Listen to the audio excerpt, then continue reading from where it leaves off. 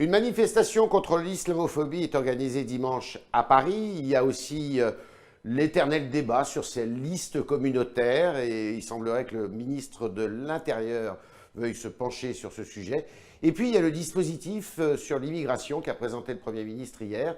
Et c'est avec Clémentine Autain qu'on va en parler ce matin de tous ces sujets. Clémentine Autain qui est députée de la France Insoumise de Seine-Saint-Denis.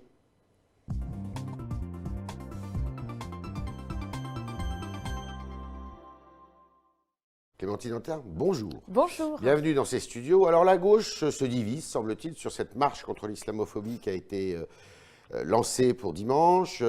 Il y en a qui l'ont signée mais qui n'iront pas, d'autres qui l'ont pas signée mais qui iront peut-être. On est un peu perdu. Il y a une polémique d'ailleurs à l'intérieur de la gauche se divise. Clémentine Autain, vous l'avez signée. Est-ce que vous irez, la pétition, est-ce que vous irez à cette manifestation? J'ai signé ce texte et j'irai dimanche à la manifestation. Donc vous n'étiez pas en train de faire des gaufres comme certains, comme Non, vous l'avez signé, ou vous n'avez pas piscine dimanche pour ne pas y aller? J'irai peut-être à la piscine avant, mais j'irai à la manifestation. Ni nos téléspectateurs.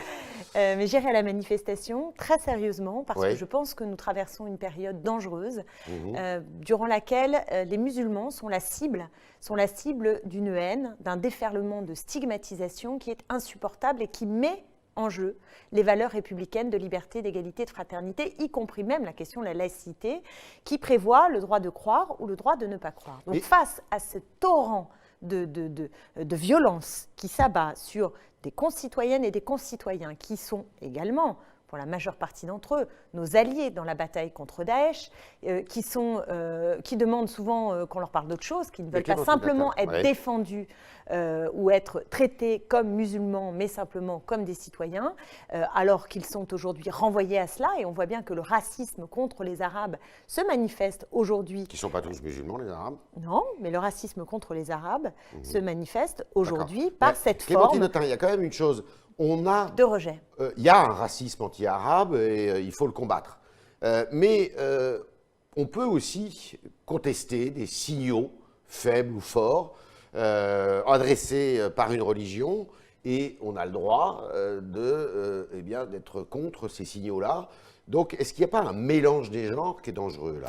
Moi, je crois que le mélange des genres qui est aujourd'hui dangereux, c'est progressivement la façon dont on passe de la lutte contre Daesh, contre le terrorisme, qui doit nous rassembler largement et qui nous rassemble, à les femmes voilées, c'est-à-dire qu'on arrive quasiment d'un trait, aux femmes voilées qui deviendraient quasiment des djihadistes en puissance. L'islam politique, c'est quelque chose que vous acceptez?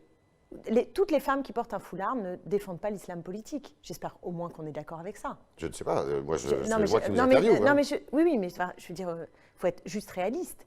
Ce n'est pas la réalité. Ça n'existe pas en France. Bien sûr que l'islam politique. L'islam militant, politique, qui n'est pas terroriste, toujours. Non, je suis élue de Seine-Saint-Denis, donc l'intégrisme. D'ailleurs, il y a un mouvement double. Vous savez qu'en France, il y a à la fois une très grande sécularisation de la masse des musulmans qui vivent en France, et dans le même temps, un tout petit noyau qui, lui, se radicalise et me paraît dangereux. J'ai contribué à la fermeture de la mosquée des Radars, vous savez, à Sevran. Donc je vois très très bien, et d'ailleurs les premiers à m'avoir alerté sur les prêches de cette mosquée salafiste, ce sont des musulmans. Donc aujourd'hui, on a un devoir dans la gauche, les forces progressistes, de se rassembler. Alors pourquoi pour vous divisez? Pourquoi écoutez, monsieur, moi, je ne suis pas... Par exemple, monsieur Ruffin dit « moi j'ai football ». Écoutez, posez la question à monsieur Ruffin. Est-ce que monsieur Mélenchon va y aller? Oui, je ne sais pas, mais en tout cas, il a fait un post. Non, je ne sais pas s'il sera présent, mais par contre, il a fait un post de blog aujourd'hui extrêmement clair pour dire pourquoi il signait et pourquoi il estimait, comme moi, à la fois dangereux ce climat, que nous avions une responsabilité à prendre notre part. Et d'ailleurs, le texte parfois est critiqué. On dit il y a tel mot qui ne va pas, on dit il y a tel signataire. Mais enfin, moi, il y a tel signataire qui ne convient pas, et j'en conviens. Bon, il y a des signataires avec lesquels. Bon, j'y reviendrai, mais avec lesquels j'ai rien à voir, etc. Mais nous avons un devoir de nous rassembler, et ce n'est pas faire défaut au principe de laïcité. Je pense que c'est au contraire être fidèle à la défense des valeurs républicaines et à l'intérieur de laquelle il y a la laïcité qui ne saurait être instrumentalisée contre une partie de la population. Après le Bataclan, Jean-Luc Mélenchon dit « Moi, je défends l'idée qu'on a le droit de ne pas aimer l'islam, on a le droit de ne pas aimer la religion catholique, que cela fait partie de nos libertés. » Mais j'espère bien. D'accord. Alors, parmi les signataires... Mais j'espère bien. La critique de la religion, je suis désolée, elle est de droit et il est hors de question de remettre en question cela. Est-ce que la laïcité est encore une valeur de gauche? C'est une valeur républicaine aujourd'hui. Républicaine, mais beaucoup défendue par la gauche. Oui, mais c'est une valeur républicaine. Je tiens à cela parce que je pense que la loi de 1905 a été un compromis qui a été âprement négocié pour éviter la guerre civile, d'accord ?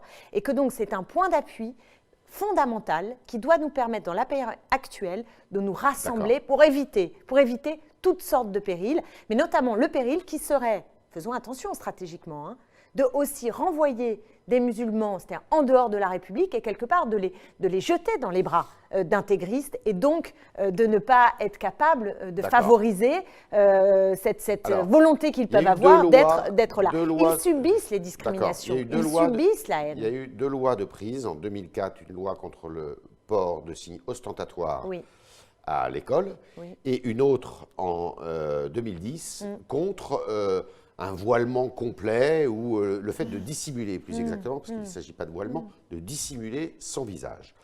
Ces 2 lois, il y en a une, celle de 2004, elle a suscité la création du collectif contre, justement, l'islamophobie. Est-ce que pour vous, ce collectif est signataire de la pétition pour dimanche?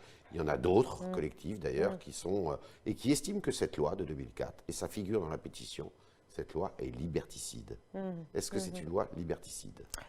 C'est une loi qui a en tout cas divisé beaucoup à gauche. Tout le monde n'était pas d'accord sur le fait de faire cette loi. Et d'ailleurs, je suis assez inquiète de voir que année après année, on traque, on veut faire des lois toujours plus contraignantes, etc. Oui. Enfin, moi, je ne sais pas où on va. Quand j'entends Marine Le Pen expliquer qu'il voudrait interdire la kippa… Non, je ne parle pas de ça. Je parle de la loi 2004. Ben oui, moi, je vous parle du climat général. Parce qu'on ne peut pas parler de façon éthérée. On ne peut pas parler comme s'il n'y avait pas aujourd'hui une offensive de l'extrême droite. On ne peut pas parler sans comprendre ce climat. Il y a une offensive de l'extrême droite qui n'a jamais été favorable à la laïcité, qui est la première à manifester avec des intégristes quand ils sont d'une autre religion et pas des musulmans, et qui, du coup, eux, ont la main aujourd'hui pour agiter ce racisme. Est-ce que la loi de 2004 est une loi liberticide? Je ne le formulerai pas comme ça, mais je sais ce qu'il y a aussi derrière.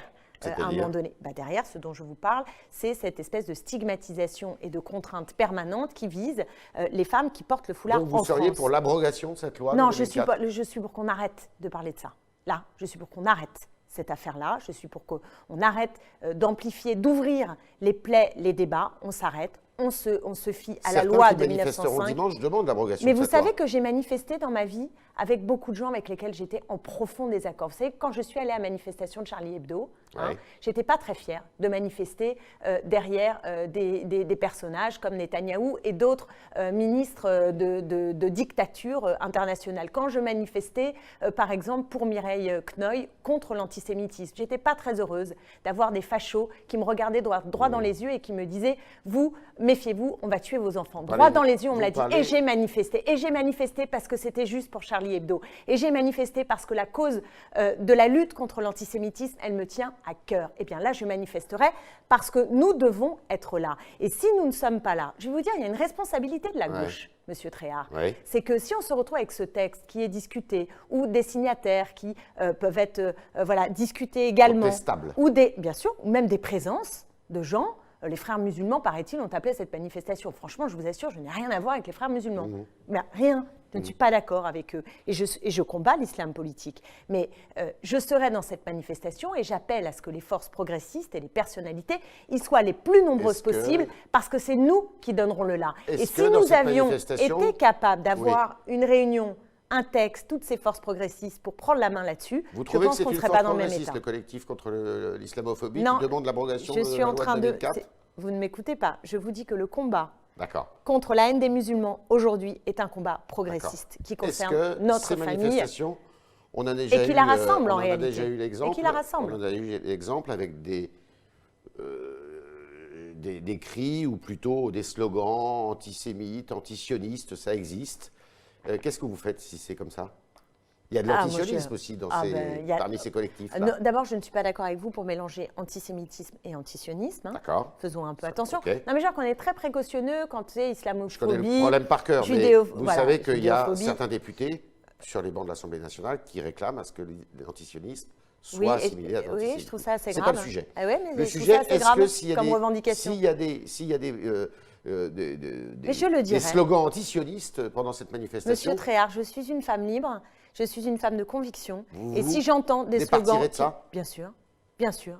Je n'accepte pas les slogans antisémites. Mais comme je n'accepte pas, je veux dire, dans plein de manifestations, voire certains textes, je signe le texte pour une cause, sur les bases qui sont les miennes, qui sont les nôtres, et c'est ça qui importe. Et je veux dire, si est-ce que c'est un rapport de force et comprenez ouais. que si nous, on n'est pas là, si nous, on dit, bon, bah attention, attention, parce que, etc., et qu'on abandonne ça, alors on laisse aux frères musulmans le monopole de la lutte contre ce qui est Clémentine bien, ce Autain, déferlement anti-musulman. Est-ce que c'est une affaire de dominant et de dominé? Est-ce que les gens qui souffrent de racisme, évidemment, mais aussi de discrimination, ceux hein. qui sont voilés, qui portent des abayas, tout ça, est-ce que c'est un rapport de force entre dominé et dominant?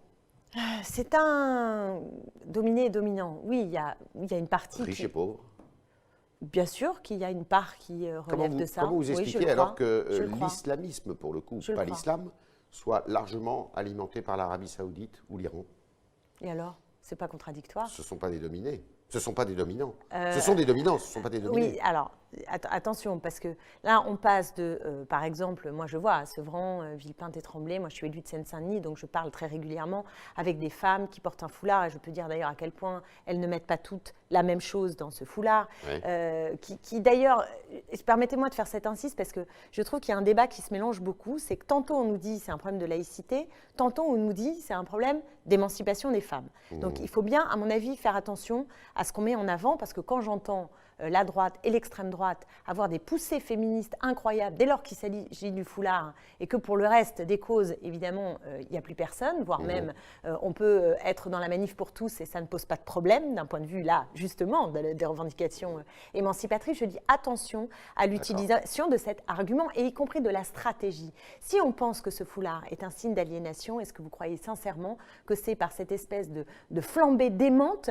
que même on pourrait arriver à l'objectif qu'elles aient envie de l'enlever? Moi, j'observe l'inverse. C'est-à-dire que ça fait 30 ans qu'on a ce débat-là, ça fait 30 ans qu'on a ce débat-là, et l'effet, à mon avis, produit est un effet d'exclusion et non pas d'inclusion. Alors, il y a un autre sujet, c'est celui des listes dites communautaires. Des députés s'en inquiètent, notamment un sénateur parlementaire qui s'appelle M. Retailleau, qui va être reçu d'ailleurs prochainement avec Xavier Bertrand, le président de la région des Hauts-de-France, par M. Castaner, le ministre de l'Intérieur. Ces listes communautaires, est-ce qu'il faut les redouter? Est-ce qu'il faut les craindre? Est-ce que c'est la porte ouverte à un communautarisme qui est dénoncé par chacun ici en France? Oui, alors moi je ne sais pas, je voudrais savoir exactement c'est quoi ces listes, hein, parce que si on veut Députés faire de une loi... Seine-Saint-Denis, on dit que il y a certaines villes de Seine-Saint-Denis qui sont concernées. Oui, mais de quoi parle-t-on? Là encore, Alors faisons justement, très je vous attention. pose la question. Ben justement, de quoi parle-t-on? Non, mais là, je leur renvoie la question. Moi, je ne sais pas exactement de quoi on parle. Est-ce que c'est des listes, par exemple, de personnes qui se sentent non représentées dans le monde politique, qui est quand même, il faut dire les choses, hein, très blanc, très masculin aussi encore, etc. Et de dire à un moment donné, on n'est pas pris au sérieux, donc on va faire nos listes pour dire que, bah voilà, la Mais vous Seine-Saint-Denis... savez de quoi il s'agit? Il s'agit de listes notamment... C'est pour ça que je vous dis, est-ce qu'il s'agit de ça ou est-ce qu'il s'agit de listes Une alimentées fédération de musulmans de France.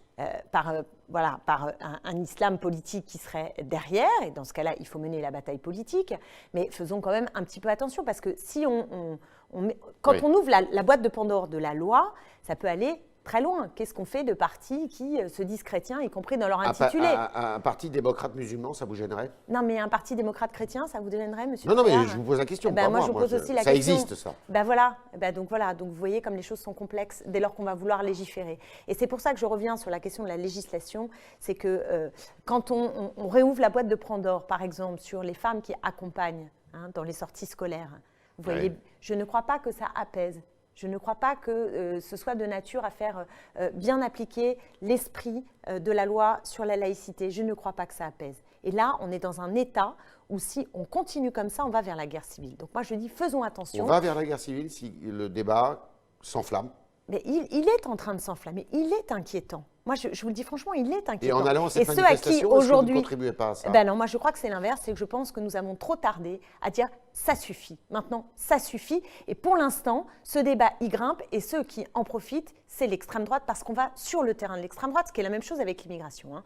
Donc moi je dis que nous avons maintenant besoin à nous fédérer dans le camp progressiste, à le dire avec nos mots, avec nos termes, qui évidemment intègrent pleinement l'esprit de la loi de 1905, et moi j'y suis très attachée, mais qui est tout aussi ferme pour dire qu'il y en a ras-le-bol de ce débat sur le foulard qui prend une place complètement. Et ça passe par une alliance avec des fédérations et des collectifs qui ne sont pas nécessairement progressistes. Non, mais je ne vous parle pas d'une alliance. On n'est pas dans une alliance. Non, mais vous allez manifester à leur côté. Mais oui, comme j'ai manifesté aux côtés de bien de gens, de fachos, même parfois le 1er mai.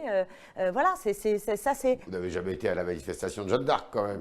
Non, mais enfin, dans d'autres manifestations, il m'est arrivé de me retrouver, en effet, pas très loin, de fachos avec lesquels je ne partage strictement rien. Donc ça, c'est des questions. Mais dire qu'on pourrait être, nous, suspects de ne pas être clairs dans nos relations avec l'islam politique, franchement, c'est indécent de nous faire ce procès, c'est indécent. Et donc je dis, allons-y maintenant, portons le fer, parce que sinon c'est l'extrême droite qui va être aux manettes. Et vous vous rendez compte, pendant ce temps-là, il y a la réforme du chômage qui vient d'être mise en œuvre, dramatique pour des millions de gens. Pendant ce temps-là, vous avez une grève qui se prépare, on n'en a pas parlé. Pendant ce temps-là, vous avez le rapport du Secours catholique qui nous explique que les pauvres explosent, la pauvreté explose. Je veux juste dire que cette place du débat est dingue. Vous manifesterez sous une bannière La France Insoumise? Je ne sais pas si on y va avec des bannières comme ça. Voilà, moi j'y vais avec tout ce que je suis, comme députée aussi de Seine-Saint-Denis, d'un territoire. Vous ne serez pas tous les députés de la France Insoumise ne seront pas là. Donc, hein, tous les députés de la France Insoumise ont signé ce texte. Ouais. Voilà. Certains le regrettent. Philippe Martinez a signé ce texte. La LDH a signé ce texte. Benoît Hamon a signé ce texte. Je veux dire, Elsa Fossillon, ma collègue communiste, a signé ce texte. Beaucoup de responsables politiques pensent, au-delà des débats passés où on a pu parfois, si vous voulez, s'opposer, pensent que là, l'heure est suffisamment grave pour qu'on prenne l'offensive sur ce sujet. Clémentine Autain est avec nous ce matin dans les studios du Figaro et on continue avec Julie Coulon-Profisi pour poser vos questions, chers internautes.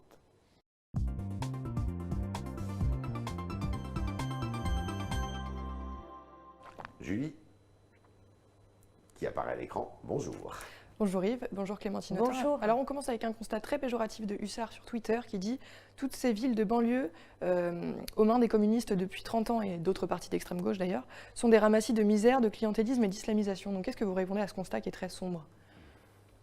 Le constat d'abord, il est que ce qu'on appelait la banlieue rouge est lié au fait que le Parti communiste pendant longtemps a été justement un vecteur et un porte-voix du monde populaire, et qu'aujourd'hui, le monde populaire, il est métissé. Il a aussi une coloration qui n'est pas celle des années 50 ou 60.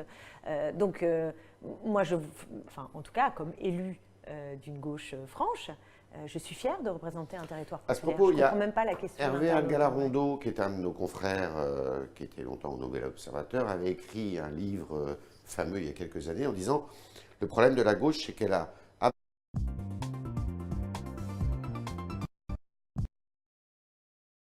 Le débat qui avait d'ailleurs été initié par Terra Nova, vous vous souvenez, hein, ouais. Alors, c'est un débat complètement mal posé à mon sens, parce que, bien entendu, qu'il ne faut pas abandonner les classes populaires. Enfin, je veux dire, c'est quand même notre raison d'être. C'est la défense mais de vous celles vous et êtes ceux qui sont exploités pas vous personnellement, et dominés. Mais attendez, vous allez voir ce que je pense. Moi, ce que je constate, c'est qu'aujourd'hui, le prolétariat contemporain, c'est quoi?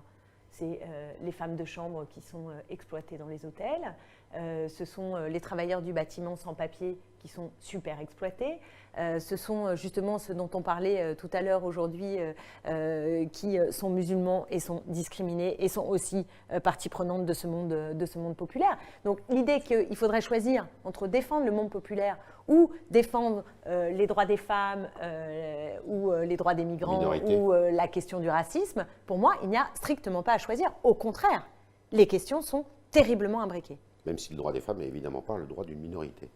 Non. Julie. C'est sûr. Donc, vous l'avez abordé juste à l'instant, le Secours catholique a sorti son état des lieux annuel sur la pauvreté. Ce qui ressort, c'est qu'elle s'ancre davantage dans la classe moyenne et dans les classes populaires et chez les familles déjà sous le seuil de pauvreté. Et donc, c'est Thierry qui dit « Il est là le combat pour lequel tous les politiques de gauche devraient marcher et pas seulement le 10 novembre ». Donc, il fait le rapport avec la manifestation du 10 novembre. Qu'est-ce que vous faites, vous, en Seine-Saint-Denis, pour lutter concrètement contre la pauvreté ? D'abord, je mène une bataille, peut-être pas seule, mais très collective en Seine-Saint-Denis. Peut-être l'avez-vous vu passer. Il se trouve qu'un rapport parlementaire a mis en avant le fait que l'État, depuis des décennies, sous-investit en Seine-Saint-Denis de telle sorte qu'il y a une rupture d'égalité. C'est-à-dire qu'indépendamment de la population de Seine-Saint-Denis, particulièrement fragile et en difficulté sociale, l'État donne moins d'argent en Seine-Saint-Denis que dans les autres départements. Et ça fait des décennies que ça dure. Donc moi, j'ai pris une initiative avec des collègues qui, y compris, sont de droite, hein, c'est-à-dire le sénateur Dallier, mon collègue communiste Stéphane Peu, et nous avons appelé à une mobilisation républicaine pour interpeller l'État sur cette rupture d'égalité. Donc c'est aussi une façon de répondre au mal-être de tous les personnels des services publics aujourd'hui, et donc de dire à l'État, si ça ne marche pas en Seine-Saint-Denis, ce n'est pas parce qu'on donne plein d'argent et que ça ne fonctionne pas. C'est qu'au contraire, on a moins de services publics, on a moins d'aide, on a un département qui est sous l'eau parce qu'il n'arrive pas à faire face à la demande de RSA et qui n'est pas compensé par l'État. Et donc, il y a un défaut de l'État. Et vous avez vu que le Premier ministre est venu la semaine dernière. Alors justement, ça sert à quoi ça ? Est-ce que vous étiez favorable à cette venue ? J'imagine que vous étiez là. Est-ce que ça sert à quelque chose ? Oui, d'abord. Est-ce que c'est suivi des faits ? Alors, d'abord, moi, je suis contente, c'est que le rapport, on ne l'a pas mis sur une étagère, il n'est pas resté dans la poussière. On a mené la bagarre, on a pris des initiatives, on a rencontré le Premier ministre conjointement, et on a dit maintenant, il faut dire des choses. Il est venu, il a fait des annonces. Bon, moi, je pense qu'elles sont décevantes, ces annonces, parce que notamment, nous demandions un plan pluriannuel pour que justement cette rupture d'égalité puisse être comblée. Ça ne peut pas se faire en une mesure ou même 20 mesures sur un an. C'est quelque chose qui demande une montée en puissance. Elle n'est pas prévue aujourd'hui par le gouvernement. Néanmoins, il n'y a pas rien. Il n'y a pas rien. Il y a des éléments dans ce plan et il faut les prendre. Alors parfois, c'était des annonces passées, comme par exemple la réflexion du tribunal qui est dans un état effroyable, le tribunal de Bobigny. Il était vraiment temps. Ou moi je vois à l'hôpital Robert Ballanger, on nous réannonce qu'on va rénover le service des urgences à la bonne heure. Donc il y avait des choses qui étaient déjà là. Il y a des mesures qui sont des pistes, mais on ne sait pas très bien qui elles vont concerner. La prime de 10 000 euros, par exemple, qui est annoncée pour les fonctionnaires. C'est une idée. Voilà, c'est une idée. Alors, les gens qui travaillent en Seine-Saint-Denis, ils ont d'abord envie de travailler dans des conditions correctes. Ils ont envie de pouvoir faire leur métier correctement. C'est ça leur première demande. Bon, en même temps, vu le niveau des salaires des enseignants, par exemple, je pense que cette prime est bienvenue. Mais les personnels hospitaliers de Seine-Saint-Denis risquent d'en être écartés. Donc, on ne sait pas encore tout. Donc, ce que je peux vous dire, c'est que la mobilisation conjointe, transpartisane qu'on a initiée, on va continuer à la mener. Et de l'autre côté, nous menons, avec le groupe de la France Insoumise et d'autres sur les bancs de la gauche à l'Assemblée nationale, une bataille de chiens, là pour le budget, mais plus globalement contre l'austérité, contre les mesures iniques où on voit que 3 milliards sont donnés par le biais de l'ISF, 40 milliards sont donnés par le biais du CICE aux grands de ce monde et que pendant ce temps-là, on va racketter sur les APL, sur la réforme du chômage. Vous vous rendez compte que les 7% du bas de l'échelle de ceux qui touchent les indemnités chômage vont voir leurs droits divisés par 2. C'est considérable. C'est des millions de personnes qui sont concernées par ce moins 10 ans. Et une trappe à pauvreté, parce que s'ils sortent de ces indemnisations, ça veut dire qu'ils vont être dans des situations plus précaires et basculer dans la pauvreté. Dernière toute petite question. Alors, une réponse très brève, parce qu'on a dépassé le temps. Donc une dernière toute petite question de Bertrand sur Twitter, qui aimerait savoir quelles sont vos propositions, notamment en Seine-Saint-Denis, en matière de handicap. C'est une bonne question, très très bonne question. Parce que, alors il n'y a pas une réponse simple, parce que d'abord il y a plusieurs formes de handicap. Là, la dernière fois que je m'en suis occupée, figurez-vous, c'est une bataille un peu au long cours, c'est sur les AVS. C'est dramatique, on a une situation en Seine-Saint-Denis qui est infiniment plus dure. Non, mais il faut le dire. Mais moi, ça me crève le cœur quand je revois. J'ai reçu une maman d'un autiste. Alors, AVS, dire ce que c'est les accompagnants. Exactement. Et j'ai reçu il y a 10 jours une maman qui avait un enfant autiste et qui me racontait qu'elle n'avait plus qu'une demi-journée de classe Donc ça veut dire tout le reste du temps, elle a son enfant et l'institution n'est pas capable d'inclure. Donc là, je pense qu'on a énormément de travail. Parce que la France Mais il n'y a pas que la question des AVS et de l'école. C'est-à-dire que la question du handicap, elle est transversale à l'ensemble des politiques publiques et oui, il faut s'en occuper. Merci Clémentine Autain, merci d'avoir répondu à toutes nos questions sans exclusive. Merci. Julie Coulomb-Profisi. Merci à vous. Merci, l'écho des internautes de ce matin. Et puis à demain, si vous le voulez bien.